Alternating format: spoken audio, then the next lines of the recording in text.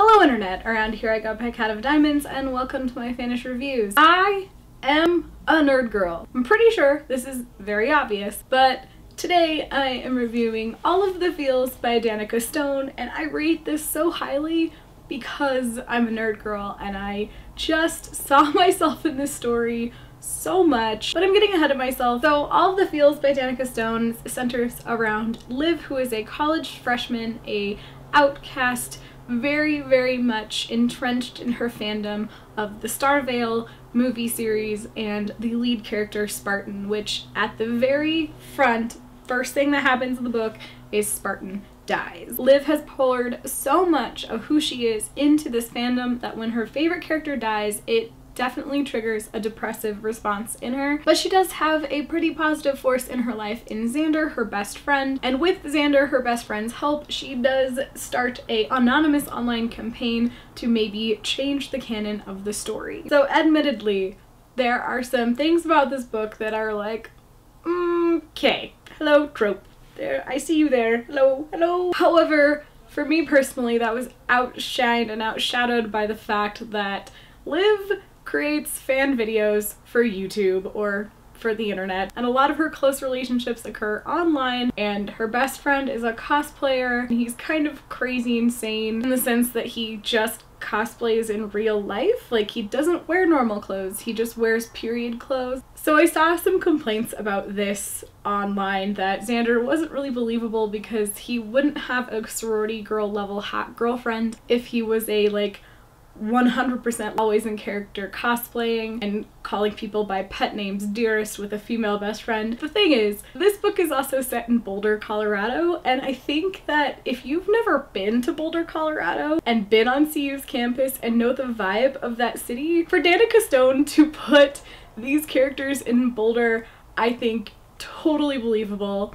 because Boulder, Colorado is a special slice of its own city in existence. I personally love going to Boulder. It's actually very expensive to live there. It is a college town, and a very expensive college town at that. It is a good place to go, and people who live there definitely can qualify as eclectic. So I believe that someone like Xander could date a hottie McHot girl who also attends CU or lives in Boulder, because it's Boulder, and if you don't believe me, that's fine. There are other parts of this book that I totally saw coming, but one of my favorite parts is the fact that Xander is a DragonCon attendee and has gone every year since he turned 16, and he begged his family to let him go. And if you go to cons and feel outcasted or feel like your interests of nerd culture are not reciprocated or appreciated in your real life, but you go to a con, you know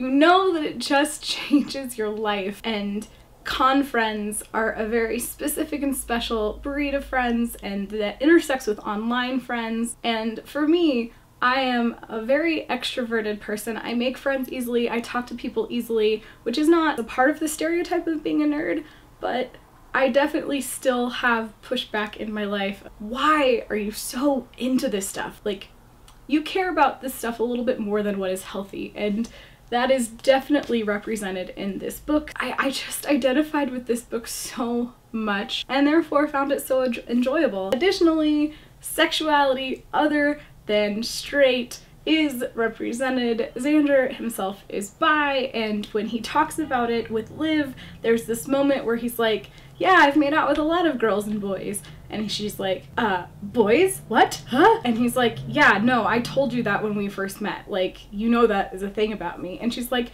yeah, I'm sorry, I forgot. And then she kind of has to deal with that, but he is very confident and comfortable in who he is, and his girlfriend is comfortable with that sexual history, and other exes come through with the book and they're comfortable with that sexual history, and it's just out on the table. It's not really something that's controversial. It challenges the perspectives of other people and how they feel about themselves and what their sexual preference is. And there is another scene where I'm just like, okay, as far as, you know, sexual identity and sexual orientation and representation, but it was still really nice to have a majority of the book where the sexual orientation isn't a big deal, and where it is a big deal, it is a big deal in a positive way and not like this tortured soul, who am I kind of way. It just is there, and then we move on and focus on the characters as they are and not who they bone. And as a cis woman who is straight passing, it is really nice to have a book where I can say, yes, this is me. I am represented here, that sexuality is a spectrum, and having relations that are non-heteronormative is fine and in fact normal, and I think that's really important, and I definitely appreciated that in this book as well. On my rating system, I'd say bring in the fangirls on this one. If you are anybody who has experienced fandom, I feel that you would enjoy this book.